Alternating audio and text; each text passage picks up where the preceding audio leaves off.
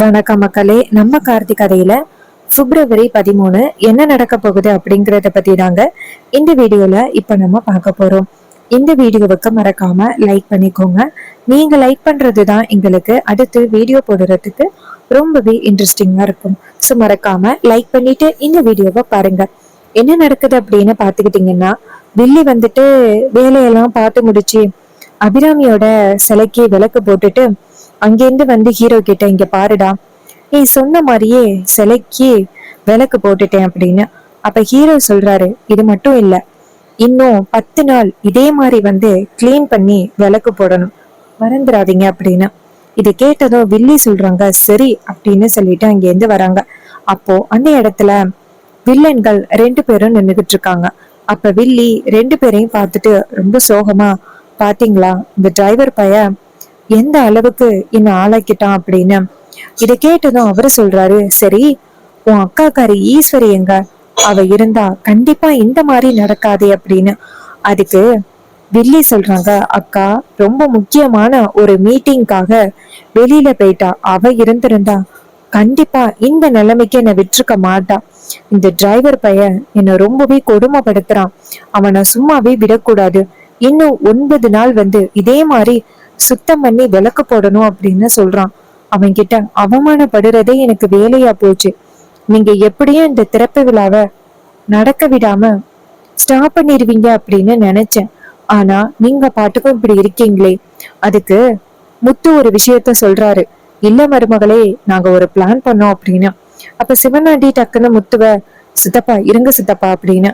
அப்ப சந்திரா கேக்குறாங்க, எதுக்காக அவரை எதுவும் சொல்ல வேண்டாம் அப்படின்னு சொல்றீங்க, சொல்லுங்க என்னாச்சு அப்படின்னு. அப்ப சிவனாண்டி சொல்றாரு, இல்ல சந்திரா, ஒரு பெரிய பிரச்சனை ஆகிருச்சு அப்படின்னு. சந்திரா கேக்குறாங்க, பிரச்சனையா, என்னங்க பிரச்சனை? அவரு சொல்றாரு, இங்க பாருமா, நாங்க எல்லா பிளானும் பண்ணி கடைசி நேரத்துல சொதப்பிட்டோம். அந்த திறப்பு விழா இந்நேரம் நின்று இருக்க வேண்டியது.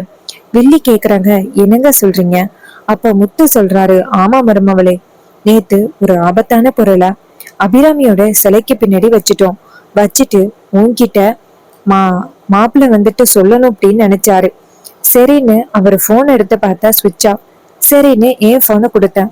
அவரு உன் நம்பரை போடுறதுக்கு பதிலா ஒரு நம்பரை மாத்தி அந்த டிரைவர் பையலுக்கு அடிச்சுட்டாங்க.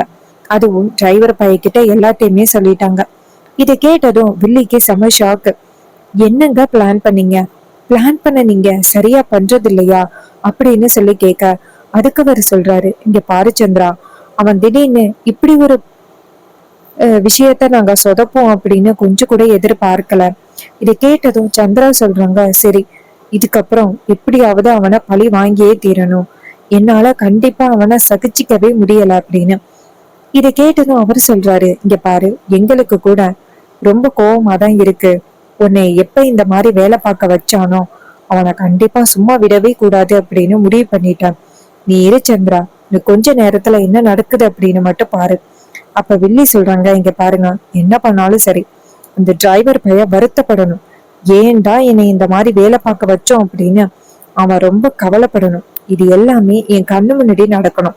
அதுக்கு அவர் சொல்றாரு, இங்க பாரு, நீ கொஞ்ச நேரத்துல நீ ஆசைப்பட்டது எல்லாமே நடக்கும், நீ கவலைப்படாத அப்படின்னு சொல்ல, வில்லி சொல்றாங்க, சரிங்க நான் கிளம்புறேன் அப்படின்ட்டு அந்த இடத்துல இருந்து போறாங்க. அவங்க போனதும் முத்து கேக்குறாரு, மவனே என்னடா பண்ண போற அப்படின்னு. அதுக்கு சிவனாண்டி சொல்றாரு, சித்தப்பா, அவன் எப்படி என் பொண்டாட்டிய இப்படி வந்து வேலை பார்க்க வச்சு கொடுமைப்படுத்தினான், அதே மாதிரி அவனோட பொண்டாட்டிய நான் சும்மா விட மாட்டேன். அவன் அவனோட பொண்டாட்டிய நினைச்சு வருத்தப்படணும், வேதனைப்படணும். இது எல்லாமே என் கண்ணு முன்னாடி நடக்கணும் அப்படின்னு சொல்ல, இதை கேட்டதும் முத்து சொல்றாரு, சரிடா மவனே, அந்த டிரைவர் பையன் சரியான ஆளு, நம்ம என்ன பிளான் பண்ணாலும் கரெக்டா கண்டுபிடிச்சிருவோம். சோ எதுக்கும் நீ பாதுகாப்பா இரு.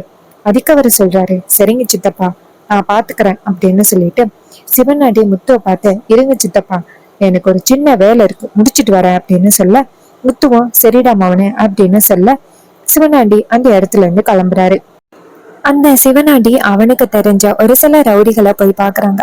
அந்த ரவுடிங்க சிவனாண்டிய பார்த்து, சொல்லுங்க சார், என்ன திடீர்னு எங்களை பார்க்க வந்திருக்கீங்க அப்படின்னு.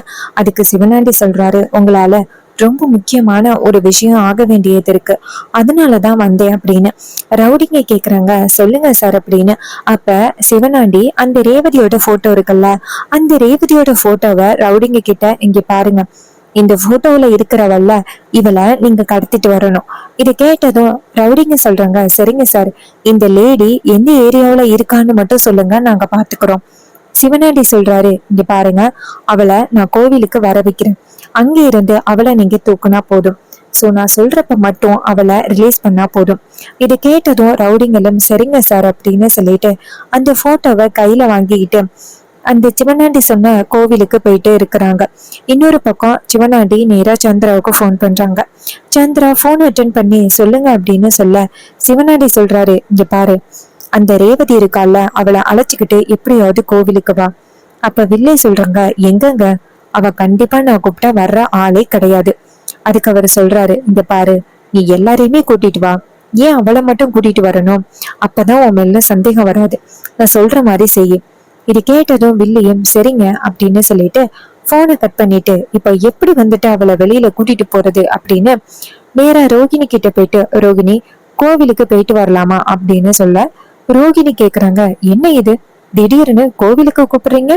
அப்ப ரேவதி பாக்குறாங்க. பார்த்துட்டு, என்ன இது, சித்தி வந்துட்டு அக்காவை கோவிலுக்கு கூப்பிடுறாங்க, கண்டிப்பா இவங்க அந்த அளவுக்கு நல்லவங்க எல்லாம் கிடையாது, இவங்க எதுக்கு அக்காவை கோவிலுக்கு கூப்பிடணும், அக்காவை கண்டிப்பா நம்ம தனியா விடக்கூடாது, நம்மளும் போகணும் அப்படின்னு ரேவதி அந்த இடத்துக்கு வந்துட்டு, சித்தி கோவிலுக்கா போறீங்க?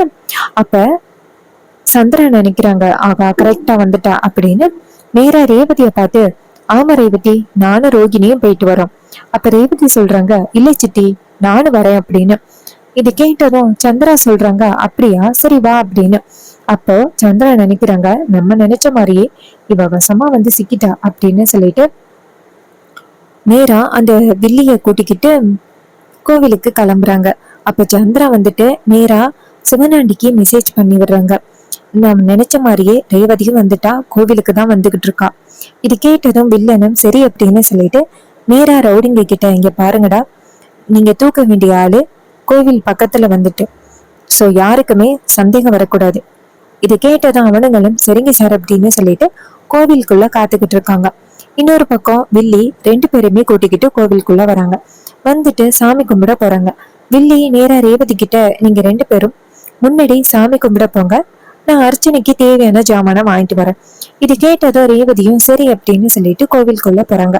அவங்க கோவிலுக்குள்ள போன அடுத்த செகண்டே அந்த வில்லன்கள் வந்துட்டு டக்குன்னு ரேவதிய வந்து ஒரு துணியை போட்டு மூடி அந்த இடத்துல இருந்து தூக்குறாங்க. அதே நேரத்துல ரோகிணி இதை பார்த்துட்டு, ஐயோ யாரா நீங்க அப்படின்னு சொல்லிட்டு சத்தம் போடுறாங்க, ஏய் மரியாதையா என் தங்கச்சியை விடுங்கடா, யாருடா நீங்க அப்படின்னு சொல்லிட்டு. ஆனா அந்த ரவுடிங்க வந்துட்டு காதலே வாங்கல, ரேவதியை தூக்கிக்கிட்டு அந்த இடத்துல இருந்து போயிடுறாங்க. இத பார்த்துட்டு ரோகிணி சத்தம் போடுறாங்க, யாராவது இருக்கீங்களா, என் தங்கச்சியை காப்பாத்துங்க அப்படின்னு. ஐயோ இது உடனே நம்ம அவர்கிட்ட சொல்லணும் அப்படின்னு நேரா ஹீரோவுக்கு ஃபோன் பண்றாங்க. நம்ம ஹீரோ ஃபோன் அட்டன் பண்ணி சொல்லாச்சு, என்னாச்சு அப்படின்னு. அதுக்கு அவங்க சொல்றாங்க, நானே ரேவதியும் சித்தியும் கோவிலுக்கு வந்திருந்தோம், அப்ப ரேவதிய யாரோ தூக்கிட்டு போயிட்டாங்க, அது யாருன்னே தெரியல, சீக்கிரம் வாங்க அப்படின்னு சொன்னதும் நம்ம ஹீரோ செம்ம ஷாக் ஆகுறாரு. என்ன சொல்றீங்க அப்படின்னு. அதுக்கு அவங்க சொல்றாங்க, ஆமாங்க, சீக்கிரம் வாங்க அப்படின்னு சொன்னதும் சரி அப்படின்னு சொல்லிட்டு அவரு நேரா கோவிலுக்கு கிளம்புறாரு. அப்போ வில்லி அங்கேருந்து வராங்க, எதுவுமே தெரியாத மாதிரி. நேரா வில்லி வந்துட்டு அந்த இடத்துக்கு வந்துட்டு, ரோகிணி என்னாச்சு, ஏன் சத்தம் போட்டுக்கிட்டு இருக்க, ரேவதி எங்க அப்படின்னு. ரோகிணி சொல்றாங்க, சித்தி, ரேவதிய யாருன்னு தெரியல, யாரோ தூக்கிட்டு போயிட்டானுங்க அப்படின்னு. இது கேட்டதும் சந்திரா வந்து ஷாக் ஆகுற மாதிரியே, என்னடி சொல்ற அப்படின்னு சொல்ல, அப்ப ரோகிணி சொல்றாங்க, ஆமா சித்தி, அவனுங்க யாருன்னே தெரியல, கண்டிப்பா ஏதோ ஒரு நோக்கத்துக்காக தான் ரேவதிய தூக்கிட்டு போறாங்க, பாவம் ரேவதி அப்படின்னு சொல்ல. இது கேட்டதும் வில்லை சொல்றாங்க, சரி இரு, நான் இப்பவே அதிகாரிகளுக்கு போன் பண்ணி சொல்றேன். இது கேட்டதும் ரோகிணியும் சரி அப்படிங்கிறாங்க. அதே இடத்துக்கு நம்ம ஹீரோ வந்துடுறாரு. ஹீரோவை பார்த்ததும் வில்லி ஷாக் ஆகுறாங்க, இவனுக்கு எப்படி விஷயம் தெரியும், உடனே வந்துட்டான் அப்படின்னு. ரோகிணிய பார்த்து, ரோகிணி எப்படி அவனுக்கு தெரியும், அவன் எப்படி வந்தான் அப்படின்னு. அதுக்கு ரோகிணி சொல்றாங்க, சித்தி, நான் தான் சித்தி போன் பண்ணி சொன்னேன் அப்படின்னு. இது கேட்டதும் சந்திர சொல்றாங்க, சரி சரி அப்படின்னு. அப்ப ஹீரோ அந்த இடத்துக்கு வந்துட்டு, என்னாச்சு அப்படின்னு சொல்ல, அப்ப ரோகிணி சொல்றாங்க, யாருன்னே தெரியல, டக்குன்னு வந்து ரேவதியை தூக்கிட்டு போயிட்டானுங்க. அவனுங்க கண்டிப்பா ஏதோ ஒரு நோக்கத்துக்காக தான் வந்து ரேவதியை தூக்கிட்டு போயிருக்கணும். நம்ம எதிரிங்க யாராவது தூக்கிட்டு போயிருப்பாங்களோ என்னமோ. அப்ப ஹீரோ சொல்றாரு, நமக்குன்னு இருக்கிற எதிரி கொஞ்சம் பேரு தான், அதுவும் நமக்கு எதுக்குதான் இருக்கிறாங்க அப்படின்னு. இதை கேட்டதும் சந்திரா சொல்றாங்க, ஏய் நீ இப்ப என்னதானே சொல்ற, நான் ரேவதிய வந்து தூக்கணும் அப்படின்னு அவசியமே கிடையாது. இதுக்கு டிவி இல்லாம இப்போ நீ என் பக்கம் வர. அப்ப ஹீரோ சொல்றாரு, இங்க பாருங்க, உங்களை அங்க நான் சுத்தம் பண்ண வச்சு கொடுமைப்படுத்தினேன் அப்படிங்கிறதுக்காக நீங்க ரவுடிகளை வச்சு என் பொண்டாட்டியே தூக்கிருக்கீங்க. இன்னும் கொஞ்ச நேரத்துல என் ஒய்ஃப் இந்த இடத்துக்கு வந்தே ஆகணும். இதை கேட்டதும் வில்லி சொல்றாங்க, இங்க பாரு, உன் பொண்டாட்டி எங்க போனா அப்படிங்கிறது எனக்கு எதுவுமே தெரியாது. தேவை இல்லாம என் மேல பழி போடாத.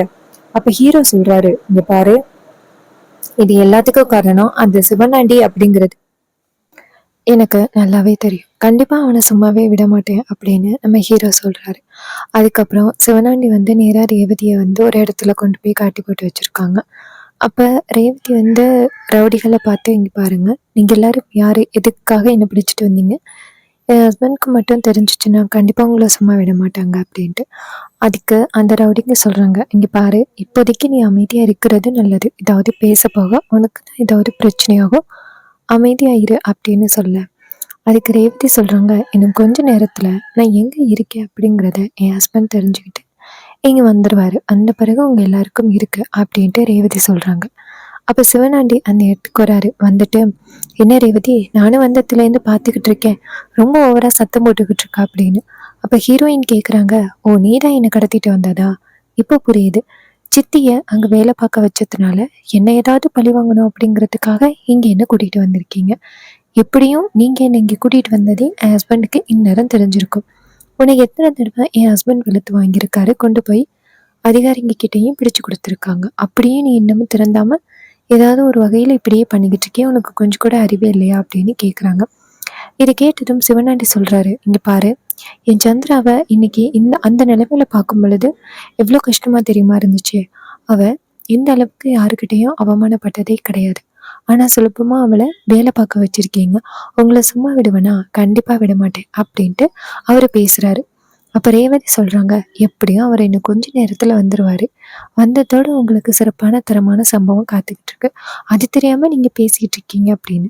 இதை கேட்டதும் சிவனாண்டி சொல்றாரு, அப்படியா, பாப்பமே, உன்னை இந்த இடத்துல கூட்டிட்டு வந்து வச்சிருக்கிறது கண்டிப்பா உன் ஹஸ்பண்டுக்கு தெரியறதுக்கு வாய்ப்பே இல்லை அப்படின்னு சொல்லிட்டு பேச, இதை கேட்டதும் ரேவதி சொல்றாங்க, அப்படியா, பாப்பமே அப்படின்னு சொல்லிட்டு பேசுறாங்க. இன்னொரு பக்கம் அந்த சந்திரா வந்துட்டு ரொம்ப ஹாப்பியா, எப்படியோ ரேவதியை அவர் தூக்கிட்டாரு, இன்னும் கொஞ்ச நேரத்துல ரேவதி கதை முடிய போகுது அப்படின்ட்டு ரொம்ப ஹாப்பியா இருக்காங்க. இன்னொரு பக்கம் அந்த சிவனாண்டி வந்துட்டு சந்திராவுக்கு ஃபோன் பண்ணி அங்க என்ன நிலவரம் அப்படின்னு கேட்க, சந்திரா சொல்றாங்க, உங்க மேல அவனுக்கு சந்தேகம் வந்துருச்சு, இருந்தாலும் அவனால கன்ஃபார்ம் பண்ண முடியல, எங்க பார்த்தாலும் தேடிக்கிட்டு இருக்கான் ரேவதிய. அவன் என்னை இங்கே வேலை பார்க்க வச்சதுக்கு அவனுக்கு தரமான சம்பவம் அமைஞ்சிருச்சு. இன்னும் கொஞ்ச நேரத்துல அவன் கண்டுபிடிக்கிறேன் அப்படின்னு சொல்லியிருக்கான். ஆனா என்ன ஆனாலும் சரி, அவன் கண்டுபிடிக்கவே கூடாது அப்படின்ட்டு வில்லி சொல்றாங்க. இதை கேட்டதும் சந்திரா சொல்றாரு, கண்டிப்பா சந்திரா, கண்டிப்பா அவனால கண்டுபிடிக்கவே முடியாது. இந்த வாட்டி அவனால கண்டுபிடிக்கவே முடியாத இடத்துக்கு கொண்டாந்து வச்சிருக்கேன், பாப்போம் என்ன நடக்குது அப்படின்னு. இதை கேட்டதும் வில்லியும் சரிங்க அப்படின்னு சொல்லிட்டு பேசுறாங்க. ஸோ இந்த கதை உங்களுக்கு பிடிச்சிருக்கா? இந்த கதை பிடிச்சிருந்துச்சுன்னா இந்த வீடியோவுக்கு மறக்காமல் லைக் பண்ணிக்கோங்க. நீங்கள் லைக் பண்ணுறது தான் எங்களுக்கு அடுத்த வீடியோ போடுறதுக்கு ரொம்ப ரொம்ப இன்ட்ரெஸ்டிங்காக இருக்கும். ஸோ மறக்காமல் லைக் பண்ணிவிட்டு இந்த வீடியோவை பாருங்கள். நீங்கள் ஸ்மால் பிஸ்னஸ் பண்ணுறீங்களா? அப்போ உங்களுக்கான வீடியோ தான் இது.